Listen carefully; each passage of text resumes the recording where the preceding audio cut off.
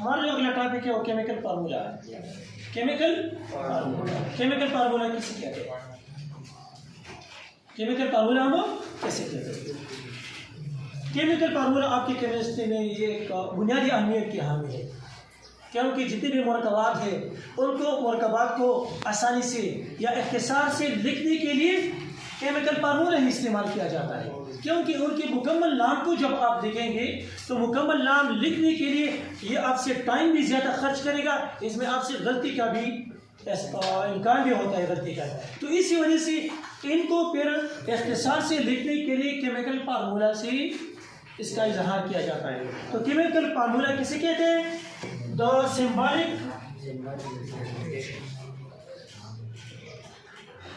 Representation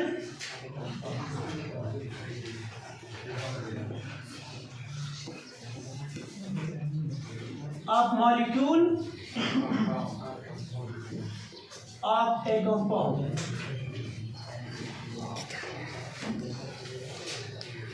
मुरक्कब को जितने भी अनासिर या एटम होते हैं उनकी अलामत का इजहार होता है। अलामत से जितने भी एटम होंगे उनको हम किस जाहिर की अलामत से जाहिर करेंगे।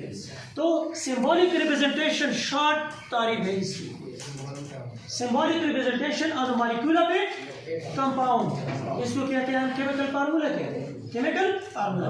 और ये केमिकल फार्मूला क्या कहता है? केमिकल फार्मूला हमें दो चीज़ों के बारे में बताता है।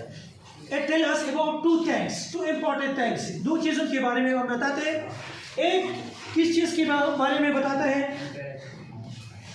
नंबर वन,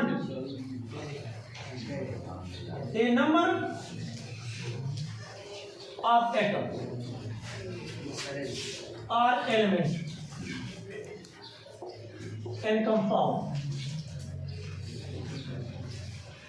एटम के बारे में हमें बताता है कि कितने एटम है इसमें, कितने एटम या एलिमेंट है इसमें। और दूसरा द रेशो,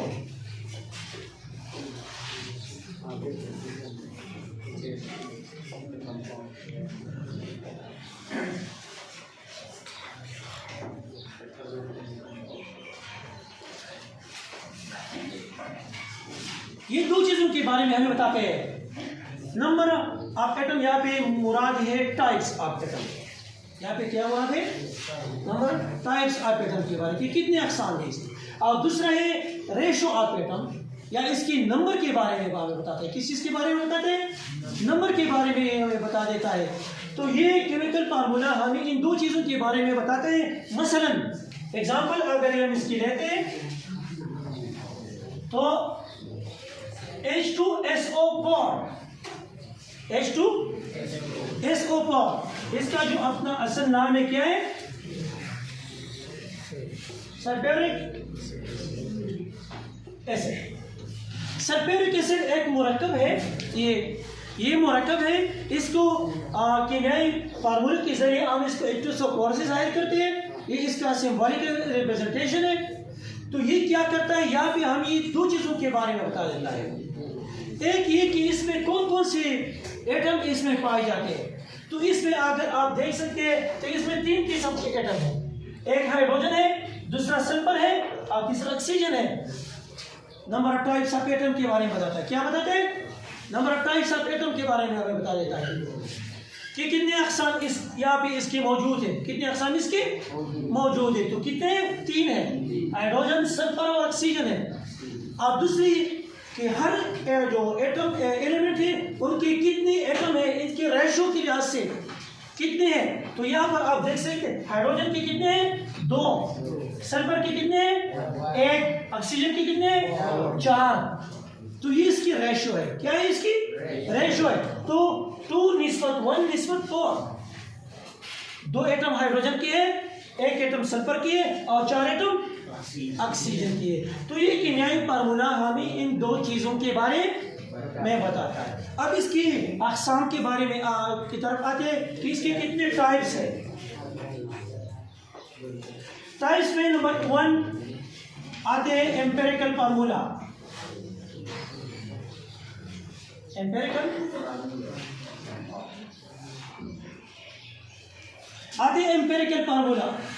कीमियाई फार्मूला का एक सादा तरीन शक्ल है। ये क्या है? ये सादा तरीन शक्ल है एम्पेरिकल फार्मूला जिसे कहते हैं।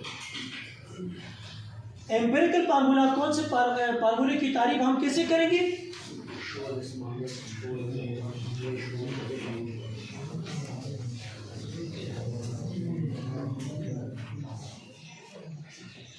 This formula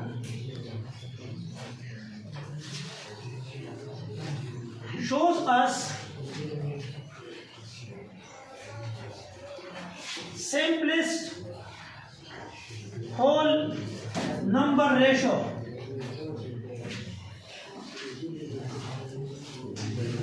of different atoms in molecule of a compound.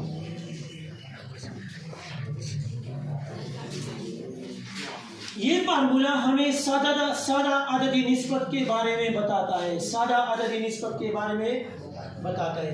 It does not give us the actual number of atoms.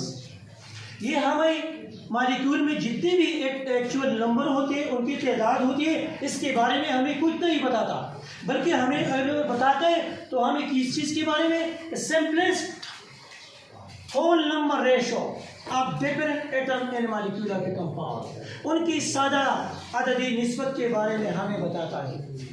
उनकी एक्चुअल तादाद के बारे में हमें कुछ नहीं बताता। मसलन एग्जाम्पल इसकी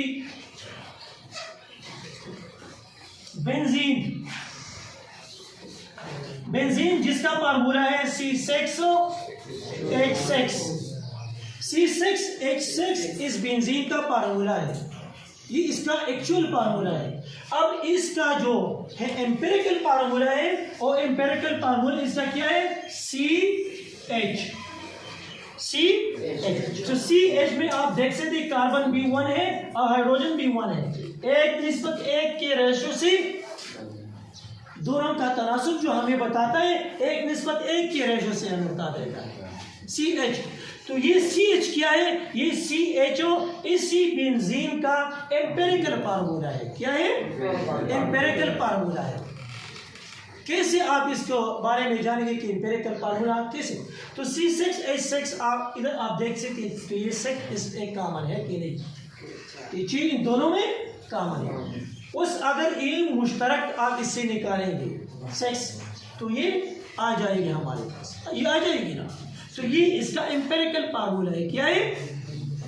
ये इसका एम्पिरिकल फार्मूला है। दूसरी ग्लूकोज का फार्मूला C6H12O6, ये इसका असल फार्मूला है। अब इसमें जो मुश्तरक है क्या है? 6। इससे निकालेंगे तो क्या आ जाएगा? CH2O आ जाएगी क्या नहीं? तो ये फार्मूला हमारे पास आ जाएगा। तो इसका जो तनासुब होगा क्या होगा? 1:2:1। तो ये इसका एम्पिरिकल फार्मूला है। क्या है? ये इसका एम्पिरिकल फार्मूला किस चीज का है? ग्लूकोज का। ये एम्पिरिकल फार्मूला है। तो एम्पिरिकल फार्मूला हमें ये एक्चुअल फार्मूला है, एक्चुअल नंबर है, और ये इसका एम्पिरिकल है। हमने वहाँ पे कि एम्पिरिकल फार्मूला हमें एक्चुअल नंबर ऑफ एटम के बारे में नहीं बताता, बल्कि हमें सिंपलेस्ट रेशो के बारे में बताता है। सिंपलेस्ट रेशो क्या है? 1:2:1। ये सिंपलेस्ट रेशो, ये हमें इस चीज के बारे में बताता है। तो इसको कहते हैं एम्पिरिकल फार्मूला। क्या कहते हैं इसको? एम्पिरिकल फार्मूला इसको कहते हैं। अब इसके बाद आते हैं हम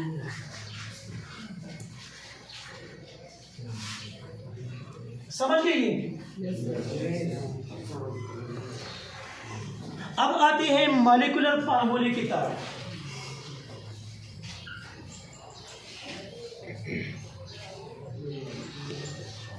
मॉलिक्यूलर फार्मूला से मुराद क्या है? The formula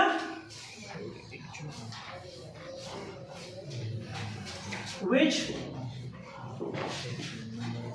give us the actual number of atom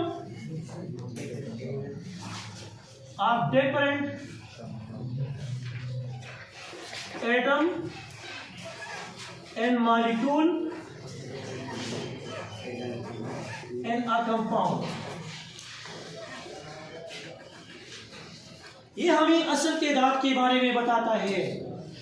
molecule में एटमों की जितनी भी असल तादाद हो तो ये हमें असल तादाद के बारे में बताता है। तो इसको फिर हम कहते हैं मॉलिक्यूलर फार्मूला। क्या कहते हैं इसकी? मॉलिक्यूलर फार्मूला हम इसको कहते हैं। मसलन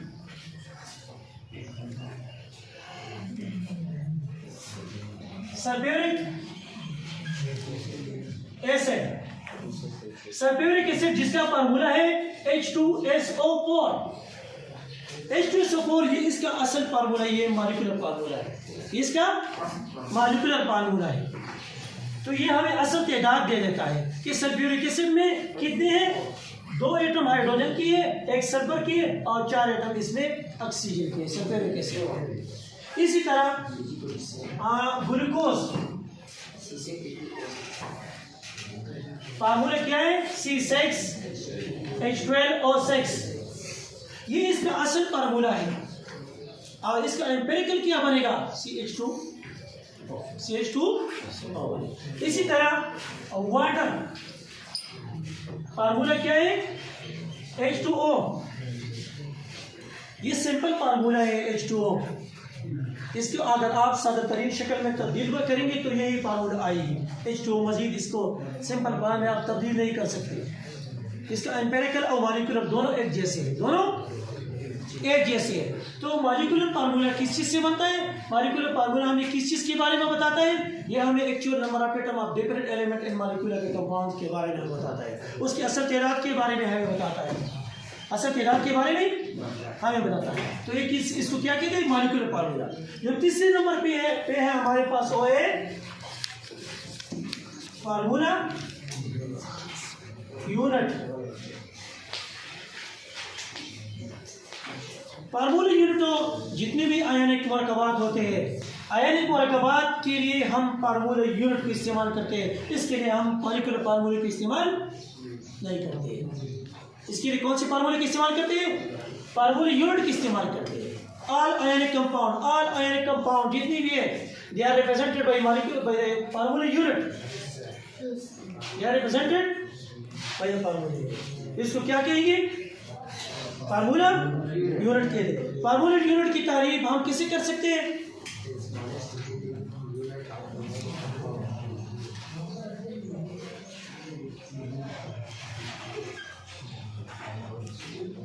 smallest repeating unit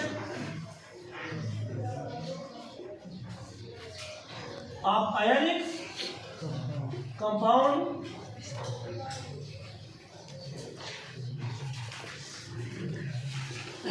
which give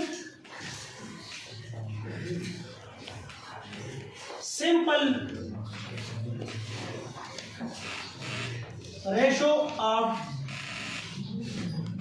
ions in compound। ये भी हमें सादा आयंस की जो सादा निस्बत होती है इसके बारे में हमें बता देता है। Simplest ratio of ion in compound, सादा निस्बत के बारे में ये भी हमें बता देता है। लेकिन आपने याद करना होगा कि फार्मूला यूनिट को हम सिर्फ और सिर्फ आयनिक कंपाउंड के इस्तेमाल करते हैं। किस चीज़ के लिए इस्तेमाल करते हैं? आयनिक कंपाउंड के लिए इस्तेमाल करते हैं। मसलन सोडियम क्लोराइड,